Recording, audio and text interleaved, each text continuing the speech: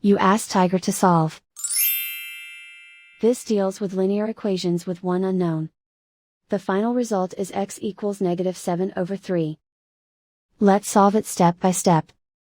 Simplify the expression. Simplify the arithmetic. Group all constants on the right side of the equation. Add 7 to both sides. Simplify the arithmetic.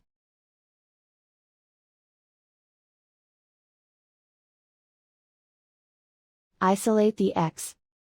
Divide both sides by -3. Cancel out the negatives. Simplify the fraction. Move the negative sign from the denominator to the numerator. And so the final result is x equals -7/3.